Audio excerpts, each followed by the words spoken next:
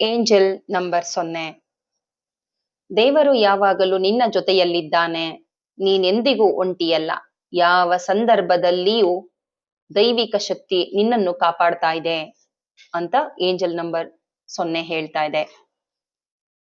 Angel number 1. ನಿನ್ನೊಳಗಿನ ದೈವಿಕ ಶಕ್ತಿ ನಿನ್ನನ್ನ ಗಮನಿಸ್ತಾ ಕೇಳ್ತಾ ಇದೆ. ಸ್ವಲ್ಪ ಸಮಯ ನಿನ್ನೊಳಗೆ ನೀನು ನೋಡು.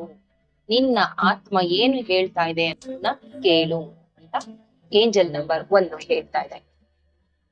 Angel number 2. ಈ ಸಮಯದಲ್ಲಿ ಒಳ್ಳೆಯ ಸಂಬಂಧಗಳನ್ನು ಬೆಳೆಸಿಕೊಳ್ಳುವುದಕ್ಕೆ ಅವಕಾಶ ಬಂದಿದೆ. ಹೊಸ ಸ್ನೇಹ, ಪ್ರೀತಿ ಅಥವಾ ಸಂಬಂಧದಲ್ಲಿ ಒಳ್ಳೆಯ ಬದಲಾವಣೆಗಳಾಗೋ ಸಮಯ ಬಂದಿದೆ ಅಂತ ಏಂಜಲ್ ನಂಬರ್ 2 ಹೇಳ್ತಾ ಇದೆ.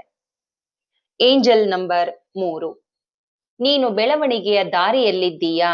ಎಲ್ಲವೂ ಸರಿಯಾದ ಸಮಯಕ್ಕೆ ನಡೆಯುತ್ತಿದೆ. ತಾಳ್ಮೆಯಿಂದ ಮುಂದೆ ಹೋಗು ಅಂತ ಏಂಜಲ್ ನಂಬರ್ 3 ಹೇಳ್ತಾ ಇದೆ.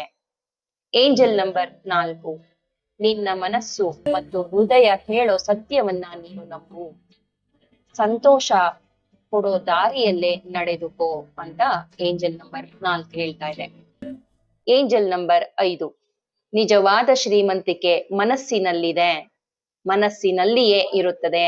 ಒಳಗಿನಿಂದ ಸಂತೋಷವಾಗಿದ್ದರೆ ಹೊರಗಿನಿಂದ ಜೀವನವು ಸುಂದರವಾಗಿರುತ್ತದೆ ಅಂತ 5ನೆಯ ಏಂಜಲ್ ನಂಬರ್ ಹೇಳ್ತಾ ಇದೆ.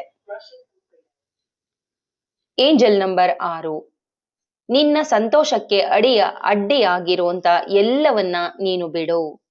ನಿನ್ನ ಮನಸ್ಸಿನಲ್ಲಿ ಖುಷಿ ಕೊಡುವ ಕೆಲಸಗಳನ್ನ ಈಗಲಿಂದಲೇ ಪ್ರಾರಂಭ ಮಾಡು ಅಂತ ಏಂಜಲ್ ನಂಬರ್ 6 ಹೇಳ್ತಾ ಇದೆ. Angel number 7. ನಿನ್ನ ಸುತ್ತ ದೈವಿಕ ಶಕ್ತಿ ತುಂಬಾ ಕೆಲಸ ಮಾಡ್ತಾ ಇದೆ. ಒಳ್ಳೆಯ ಆಲೋಚನೆಗಳ ಕಡೆ ಮನಸ್ಸನ್ನು ಇಟ್ಟುಕೋ ಅಂತ ಏಂಜಲ್ ನಂಬರ್ 7 ಹೇಳ್ತಾ ಇದೆ. Angel number 8. ಒಂದೇ ರೀತಿಯ ಘಟನೆಗಳು ಮತ್ತೆ ಮತ್ತೆ ಆಗಿದ್ದರೆ ಅದರ ಹಿಂದೆ ಒಂದು ಪಾಠ ಇದೆ ಎಂದುಕೋ. ಸ್ವಲ್ಪ ಯೋಚಿಸಿ ಅರ್ಥ ಮಾಡಿಕೋ ಅಂತ ಏಂಜಲ್ ನಂಬರ್ 8 ಹೇಳ್ತಾ ಇದೆ.